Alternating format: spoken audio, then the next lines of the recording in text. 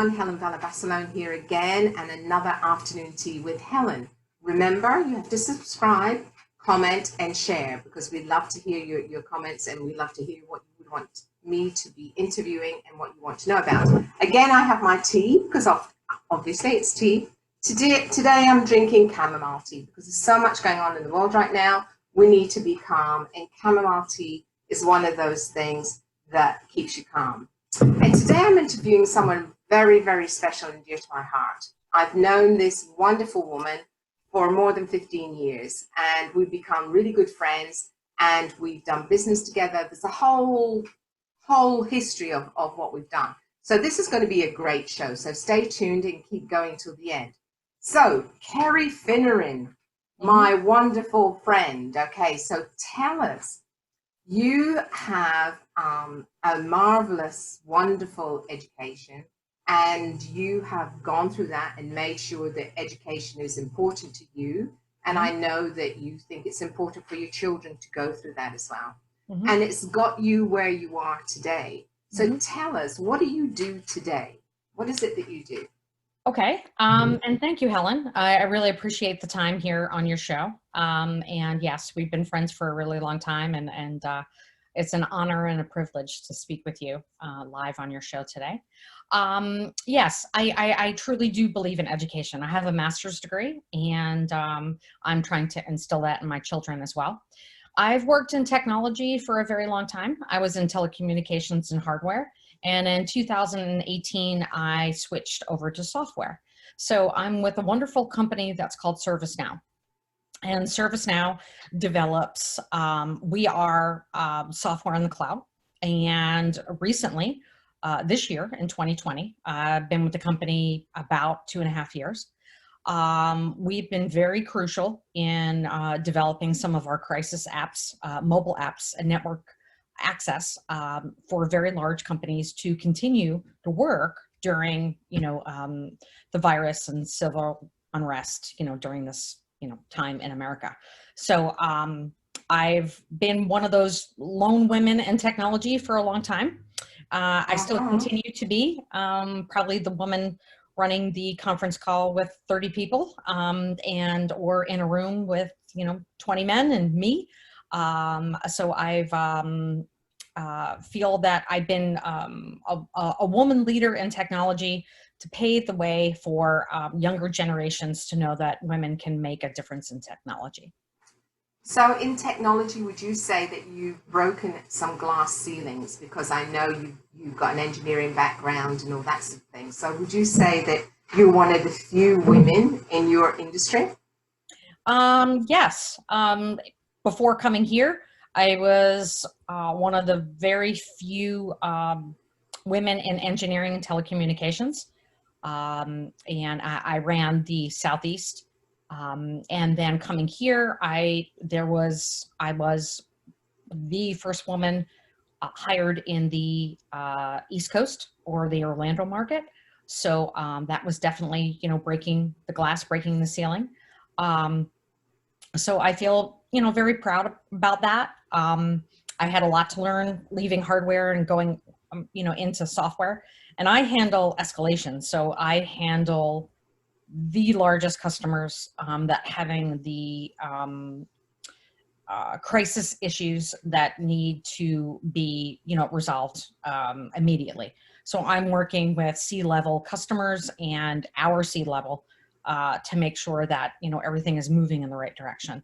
So yeah, I consider myself definitely breaking the glass ceiling. Which is excellent. We love that. So how do you balance things going, being at the level that you're at, being the woman that you are, and also you're a single mother and you have 2 children and one has special needs. So how do you balance, especially now with 2020, whenever you're listening to this, it's 2020 right now, we've got the COVID, we've got all of this, you're homeschooling, you're doing that, you're running your own business. And also on top of that, because of your C-level people that you speak to and the clients that you do have, you're worldwide.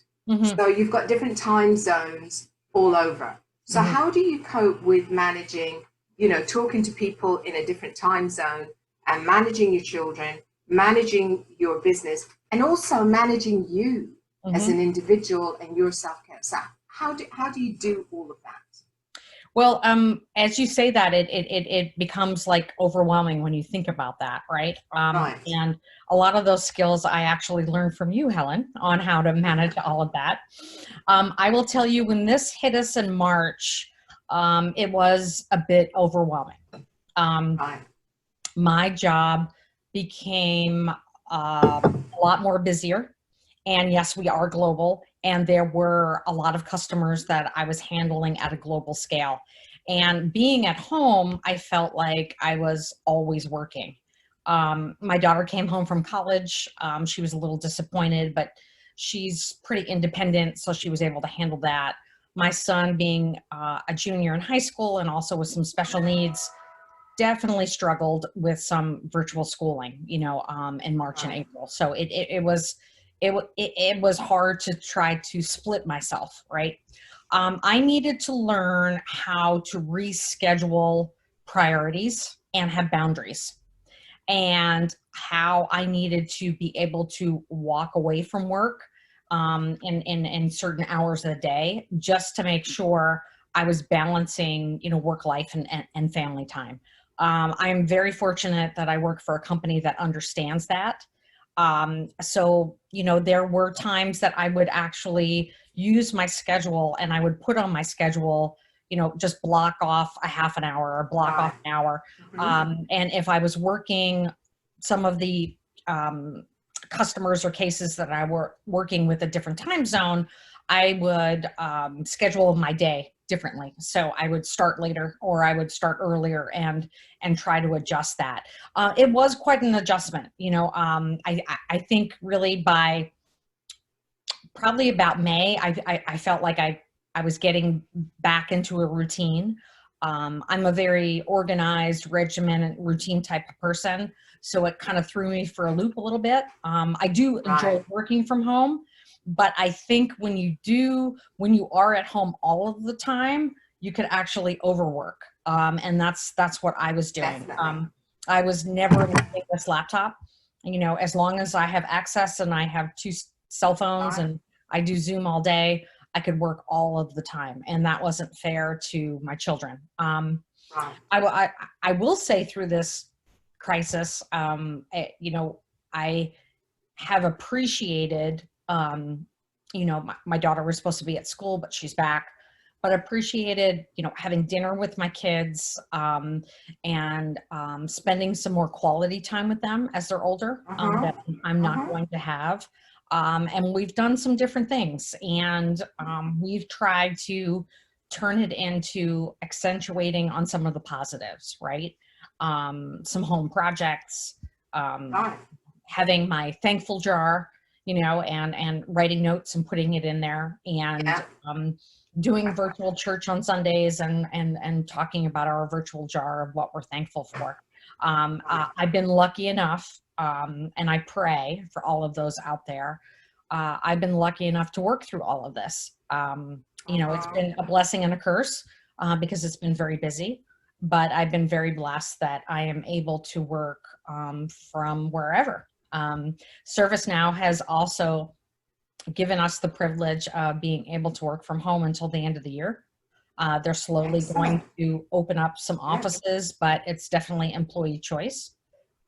We have 11,000 employees across the globe, and people have different challenges. They have some older parents, they have Mm-hmm. younger children, they Yeah. have single parents. They have a lot of different scenarios, and I'm truly blessed through all of this to be able to, still provide, for my kids. And this is one of the things that businesses have to pivot where they're learning how to do things virtually. And a lot of my clients, I've got attorneys and bankers and things like that as clients, and they're learning that, with the courts and everything, things can be done virtually. You don't have to go to an office. And I know there's a lot of people giving up their offices because they've learned that, well, I'm paying for this office and Mhm. I don't really need it because I've Mhm. got my office at home. Again, obviously, if you've got children and things like that, it's a little bit different. But you saying about working too much, I know that I was the same. But I was talking to my client yesterday who's employed by a bank, and she's a C-level at a bank. And she was working that she's got her thing the other way around, because she realized she was working and it would be 4 o'clock in the morning, and then she'd go to bed for a couple of hours and then get up because there were meetings and things. So it is that balance of being able to do your time management, being able to put things in your calendar, and being able to block things out for, I've got to walk. You know, like today I've been on Zoom meetings most of the day. So it's like, when do you stand up? Because, you know, you can't stand up because you're on the Zoom call, you know. They need to invent one of those little trays, you know, that you can put like around here on your shoulder. Yeah. Put a laptop here, and then you can walk around type of thing, you know. I know people walk around on when they're phoning in, but that's very distracting because they're moving their phone around so much, and we see the ground and the ceiling and all that sort of thing. So being who you are today, and where, because you're originally not from Florida, because again, we're in Florida, everybody knows that by now. So originally, where are you from? I grew up on Long Island, and so I have a lot of roots still in New York. Family also outside of the DC area, and it's been very challenging. Some of my very closest friends have had a lot of hardship, you know, up there with this crisis. You know, school teachers and family members, and done a lot of personal Zoom, you know, with folks, just to make sure that we were connecting. And I think, you know, with technology brings the chance to be able to see each other and not just speak on the phone. So as you mentioned, you are still able to do business. I will tell you, before this crisis happened, in my position, I never physically meet with a customer. So I'm used to this. You know, it's just that I'm not necessarily in an office with a lot of other resources. I'm at my home. So I'm a little more privileged that I've been with the company for a little bit longer, and I know some people. But, you know, Zoom has been new to a lot of companies, a lot of our process. I have a cousin that's a school teacher in Maryland with 2 little kids, and she's trying to do her class and still, you know, handle her children. So everyone has a, you know, a different struggle. You know, it was. What would you say, apart from that, what would you say is, what motto do you live by? What is the one thing that you would pass on to someone else that's just out of college, who's coming through life, and something you wish you'd known then that you know now that you would pass on to someone coming out of college right now that maybe wants to get into business? I would say this. I would say nothing is impossible, and anything you can learn. For me, going into 2018 at 48, learning a whole new industry and learning software, I had to challenge myself to learn something completely new. I had to get certified on the platform and the product. And at that time in 2018, my daughter was graduating high school and, you know, going off to college, making her decision on what she was going to do. And I think even more powerful for women is that you can do anything you put your mind to. And as long as you have the strength and courage and determination to learn, you can learn anything, and you can do anything that you put your mind towards. I think a lot of times you leave university or college and you're not really exactly sure what that path's going to be. I think some people go in knowing they're going to be a doctor or a lawyer or something like that. For me, I have a different education than ending up in technology. I had different goals in my 20s than I am now at 50. But I think that you adapt to your environment, your culture, what you need to do. But as long as you have determination to learn, you can do anything you want. Totally agree with that. And also I have a lot of clients over the years, and I have two right now that they're just out of college. And it gets very confusing for college kids because and I excuse calling them kids, but you know, I'm older, so they're all kids to me. They are kids. Yeah, but they come out of college with a degree in X, and then X doesn't have a job available, and X isn't really where they want to be. So now it's like, well, what am I going to do now? And then you have the parent going, well, look, you studied this, and this is the field you should go into. And a lot of times it's very confusing to come out of college and know what you want to do, and have all the counselors and the professors and the parents saying to you this. And I have one client who his daughter wants to be a YouTube person, okay? And you can't really say anything about it because I know a 21-year-old that dropped out at 19 and is earning $30,000 a week on YouTube. Yeah. So, yeah. So, and also I know a 15-year-old that developed an app that they sold to Google for millions of dollars. So you have to be able to balance, and which is why I know education is very important to you, and it is to me, and I would never tell anyone not to go to college if that's their choice. And you can always fall back on an education. However, you know, when you look at Richard Branson didn't finish college, you know, Henry Ford was illiterate, you know, Zuckerberg didn't finish college. When you look at all of those people that have made successes of themselves, whether you agree about what they did or not is irrelevant. It's the fact that they became what they became without a college degree. So it's finding that balance. And as a parent, that must be a challenge because you want the best. I mean, my daughter's already been through college and she's already out the other side. But I remember going through it. So both of you are at that stage. So how do you cope with doing what is best for guiding them to what they want to do, knowing the pitfalls, but allowing them the leash to be able to do their own thing? No, you're right. It's a very good question. And I think I can relate to that. I have a master's in criminology, and my goal was to be a professor. And like my aunt is the provost at the University of Baltimore, and I wanted to be a professor. I loved the field. I loved to study it. I did jury simulations and trials. And anyway, I didn't continue on with my doctorate at FSU. I just got my master's, and I taught at Tampa College, and I worked for the state in welfare fraud and realized I wasn't making as much money as I wanted to.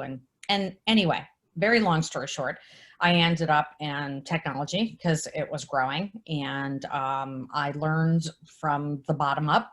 I was sitting next to someone who, you know, just finished high school, and we're in a call center, and I'm sitting there with a master's degree, but, you know, I needed to learn from there and, you know, work my way up.